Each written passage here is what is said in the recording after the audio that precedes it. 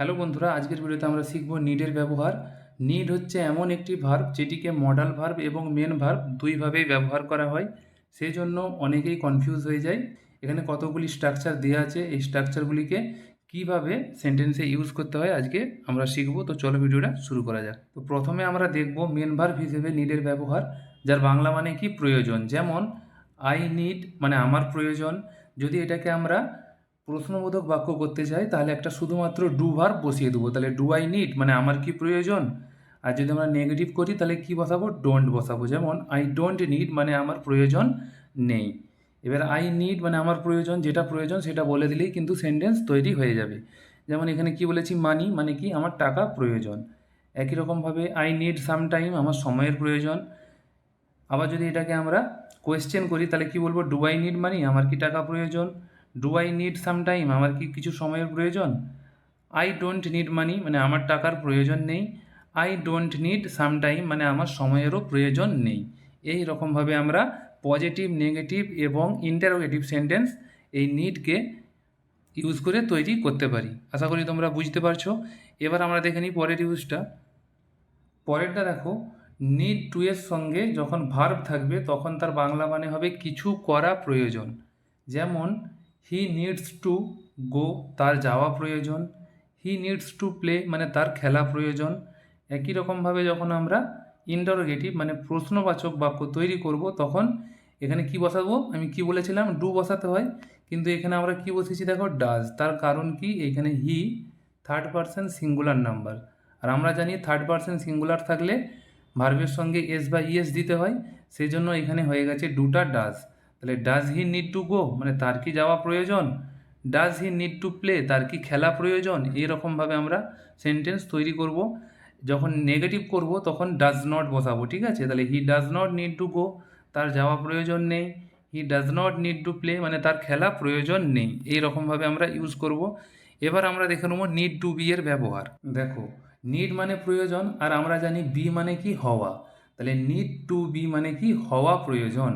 যেমন হি needs to be honest মানে তার সৎ হওয়া প্রয়োজন। হি নিডস টু বি কাইন্ড মানে কি তার দয়ালু হওয়া প্রয়োজন।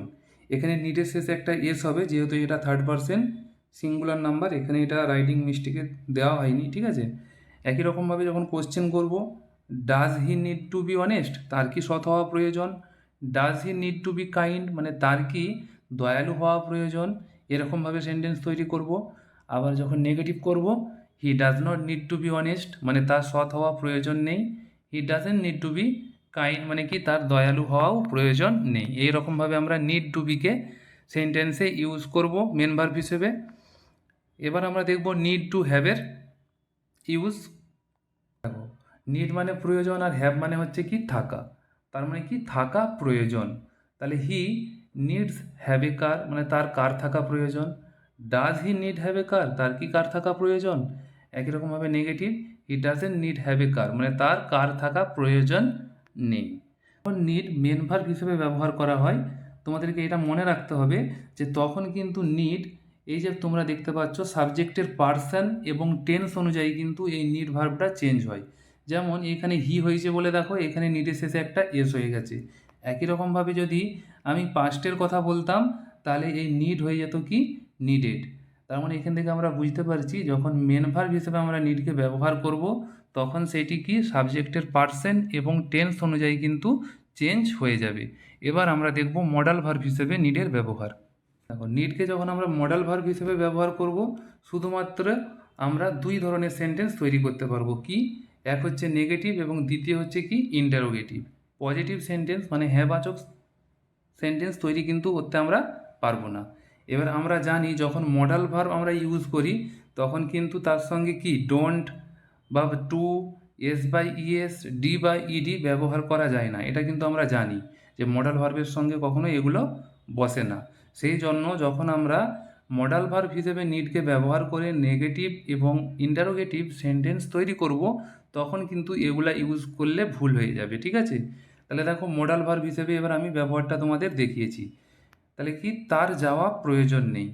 এটা কি নাবাচক বাক্য, আর আমি আগেই বলেছি কি নাবাচক বাক্য এবং প্রশ্নবাচক বাক্যই কিন্তু আমরা নিডকে ইউজ করে তৈরি করতে পারবো যদি আমরা নিডকে মডেল ভার্ব হিসেবে ব্যবহার করে থাকি।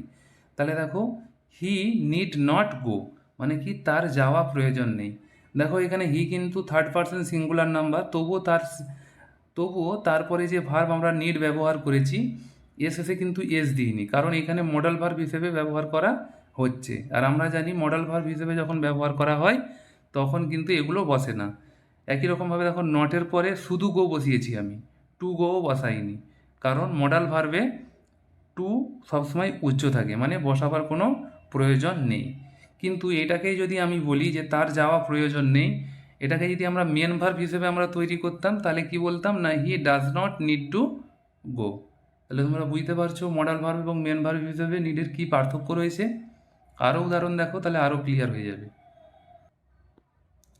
হি নিড নট গো মানে তার যাওয়া প্রয়োজন নেই। এটিকেই যখন আমরা প্রশ্নবাচক সেন্টেন্স তৈরি করব তখন শুধুমাত্র এই যে নিড এই মডেল ভার্বটিকে সামনে নিয়ে চলে আসবো, তাহলে কিন্তু আমরা ইন্টারোগেটিভ সেন্টেন্স তৈরি করে ফেলতে পারবো। তাহলে দেখো নিড হি গো মানে তার কি যাওয়া প্রয়োজন।